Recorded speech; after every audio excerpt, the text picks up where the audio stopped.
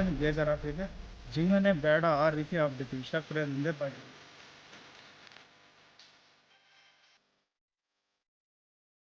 ಅತಿ ಹೆಚ್ಚಾಗಿ ಮಾತಾಡೋವಂಥದ್ದು ಏನಿಲ್ಲ, ಯಾಕೆಂದ್ರೆ ಇಲ್ಲಿ ನೋಡಿದ್ರೆ ನಮ್ಮ ಕಣ್ಣಲ್ಲಿ ನೀರು ಬರುತ್ತೆ ಸರ್.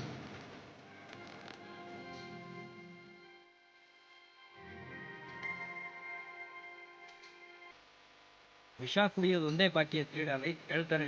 ಎಷ್ಟು ಆಗುತ್ತೆ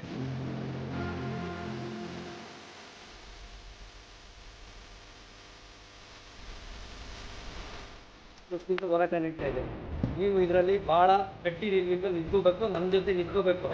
ವಿಶ್ವಣ್ಣನೂ ಅಷ್ಟೇ. ವಿಶ್ವಣ್ಣ, ನೀವು ರೈತರ ಹೋರಾಟಗಾರರು. ನಮಗೆ ನಿಮ್ಮ ಹೋರಾಟದಿಂದ ನಮಗೆ ಕಿಚ್ಚು ಬಂದಿರೋದು. ನೀವು ಯಾರ್ಯಾರು ಪರ ನಿಂತೀರಿ ಅಂತಕ್ಕಂಥದ್ದು ಮುಖ್ಯಮಂತ್ರಿ ಬಂದಾಗ ಗೊತ್ತಾಗುತ್ತೆ. ಅದು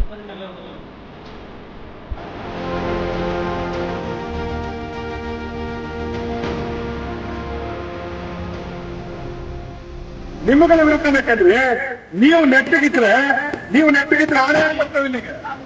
ನೀವೇನು ಉತ್ತರ ಕೊಡ್ತೀರಾ? ಉತ್ತರ ಜನ ಏಪ್ರಿಲ್ ಕೊಡ್ತಾರೆ. ಉತ್ತರ ಕೊಡ್ತಾರೆ. ಹಾಸನದಲ್ಲಿ ಕಾಡಾನೆಗಳ ಹಾವಳಿಯನ್ನ ತಡೆಯದ ಸರ್ಕಾರಕ್ಕೆ ರೈತರು ಸಡ್ಡು ಹೊಡೆದಿದ್ದಾರೆ.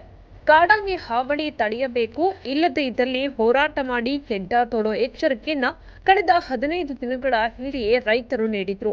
ಆದರೆ ರೈತರ ಹೋರಾಟದ ಎಚ್ಚರಿಕೆ ಬಳಿಕವೂ ಸೂಕ್ತ ಕ್ರಮ ವಹಿಸದ ಹಿನ್ನೆಲೆಯಲ್ಲಿ ರೊಚ್ಚಿಗೆದ್ದು ಕೆಡ್ಡ ತೋಡಿ ಅರಣ್ಯ ಇಲಾಖೆ ಹಾಗೂ ಸರ್ಕಾರಕ್ಕೆ ರೈತರು ಸಡ್ಡು ಹೊಡೆದಿದ್ದಾರೆ.